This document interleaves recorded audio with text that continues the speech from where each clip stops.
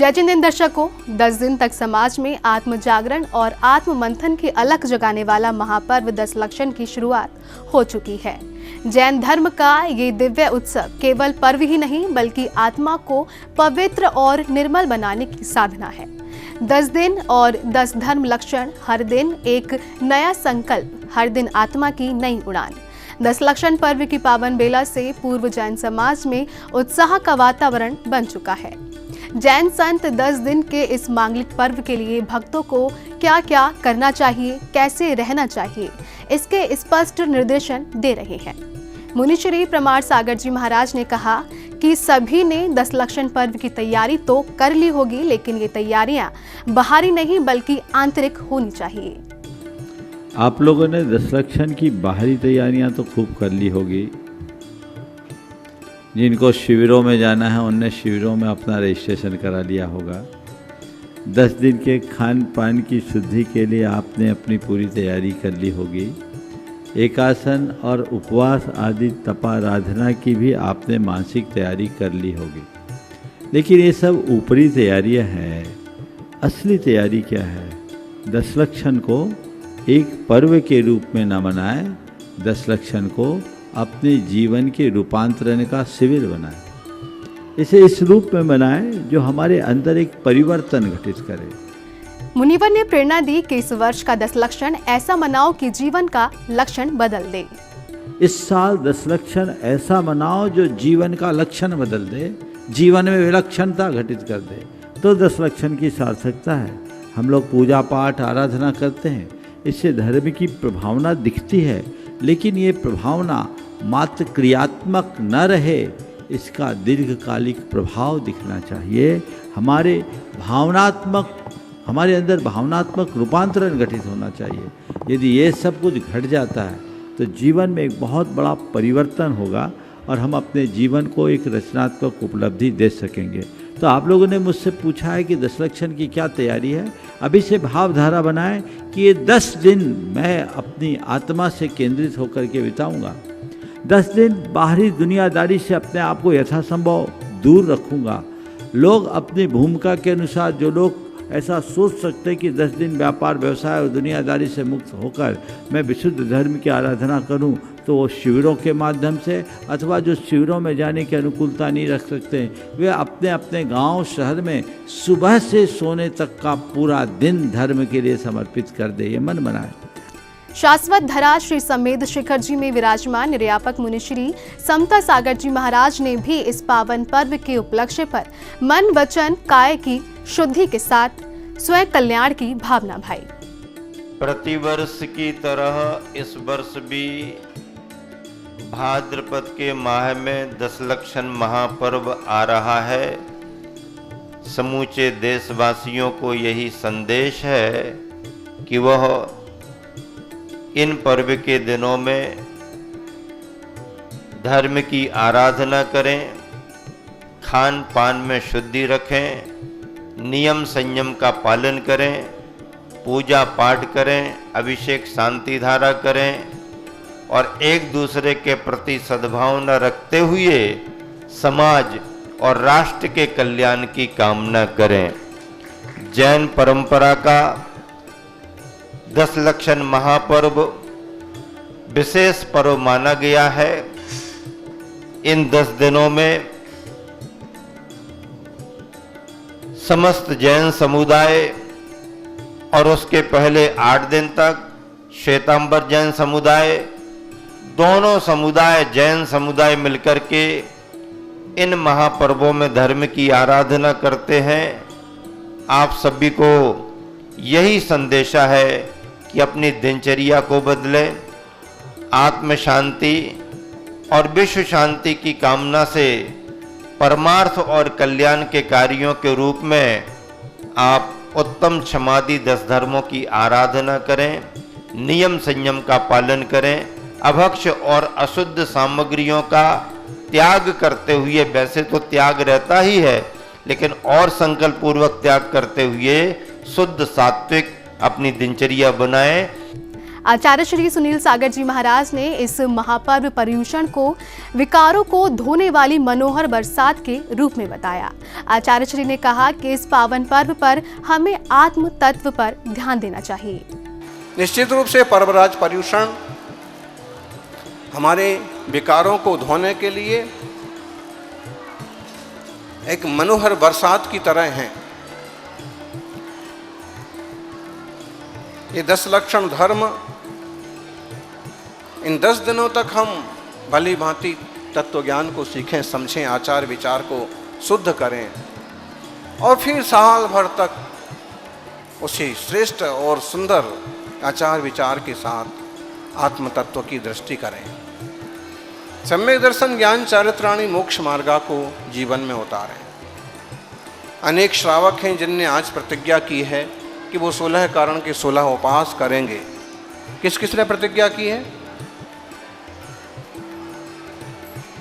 हाँ, और 10 लक्षण के 10 उपास करने वाले भी बहुत श्रावक श्राविकाएं होंगे और आप उपास ना कर पाए तो एकासन जरूर करिए। आचार्य श्री गुरुवर ने ये भी बताया कि सभी को इस पावन पर्व के अंतर्गत कौन कौन से उपवास करने चाहिए और इन दिनों बाहर का कुछ भी नहीं खाएं और प्रत्येक दिन सुबह का समय जिन्नालय में बिताएं। अनंत चतुर्दशी का वासु पूज्य भगवान के निर्वाण कल्याणक का एक उपास जरूर करिए। अष्टमी को पुष्पदंत भगवान का निर्वाण कल्याणक का एक उपास जरूर करिए। ध्यान रखिए, इन दिनों बाहर का कुछ भी नहीं खाना है, होटल का कुछ भी नहीं खाना है। पता नहीं किस चीज़ में क्या खाने में आ जाएगा और आपका नियम संयम सब एक तरफ धरा रह जाएगा। अपने घर में बनाई गई शुद्ध वस्तु का ही प्रयोग करिए और कोशिश करिए कि आसपास के सारे जिनालयों के दर्शन हो। कम से कम सुबह का पूरा टाइम 10-11 बजे तक जिनालय में देवशास्त्र गुरु के सानिध्य में बीते, फिर जैसी अनुकूलता हो। ब्रह्मचर्य का पालन हो, कम से कम 10-12 दिन तक किसी से बैर विरोध ना हो, क्लेश ना हो, ये सावधानी बरतिए।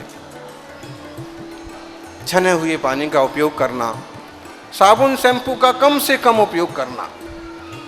कई लोग ऐसे होते हैं कि इन दिनों में दाढ़ी भी नहीं बनाते हैं, 10 दिन तक एकदम सहज, एकदम सादा रूप से रहते हैं। तो जैसे भी बने अपनी अपनी साधना का मार्ग अपनाइए। पूरे देश में यह महामंगलकारी 10 लक्षण पर्व फिर आरंभ हो रहा है और अहमदाबाद की धरती पर तो बिल्कुल धर्म का मेला लगा हुआ है। ललितपुर के अट्टा मंदिर में विराजमान वैज्ञानिक संत आचार्य श्री निर्भय सागर जी महाराज ने कहा कि ये पर्व नर को नारायण बनाता है। हम आप लोगों से कहना चाहते हैं कि नर को नारायण बनाता है पर्युषण पर्व। नर को नारायण बनाता है पर्युषण पर्व। निज पर का भेद विज्ञान कराता है पर्युषण पर्व। क्रोध की आग को, कुटिलता के नाग को और मानी के मान को मिटाता है पर्युषण पर्व। लालच के कीच से और मिथ्यात्व के बीच से पापी को पाप से निकालता है पर्युषण पर्व। और कर्म के कलंक को, मोह के आतंक को और अज्ञान के अंधकार को मिटाता है पर्युषण पर्व। और मुक्ति के मार्ग को, आत्म के ज्ञान को और आत्म सुख की शांति को दिलाता है पर्युषण पर्व। ऐसा यह आया है ललितपुर में पर्युषण पर्व। मुनिश्री विनंद सागर जी महाराज ने इस अवसर पर कहा कि ये पर्युषण पर्व हमारे जीवन में साधना की वृद्धि करने आते हैं। तो यह पर्वादिराज पर्युषण पर्व हम सभी के जीवन में साधना की वृद्धि करने के लिए आते हैं, हमारे अंतरंग की शुद्धि करने के लिए आते हैं। हम सभी श्रावक लोग साल भर में 355 दिन संसार के कार्यों में व्यस्त रहते हैं, ग्रस्त कार्यों में उलझे रहते हैं, पाप क्रियाओं में संलग्न रहते हैं।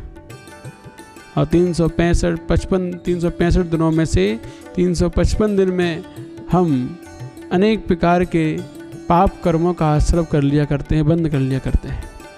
उन पाप कर्मों से बचने के लिए, उनको धोने के लिए, अपने अंतरंग की निर्मलता की वृद्धि करने के लिए यह पर्युषण पर्व हमारे जीवन में हर साल आते हैं। वह तो साल में 3 बार आते हैं, लेकिन कार्यों की व्यस्तता होने के कारण से हम साल में 1 ही बार इनको बहुत हर्षोल्लास के साथ भादों के महीने में मनाते हैं।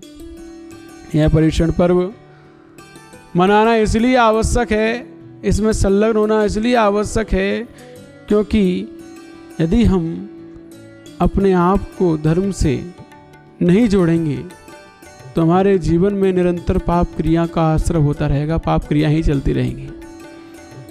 इन 10 दिनों के माध्यम से हम उन पाप क्रियाओं से हटकर कुछ धर्म की ओर जुड़ते हैं और अपने अंतरंग के जो हमने पूरे साल में मैल इकट्ठा कर लिया है उस मैल को धोने का प्रयास करते हैं।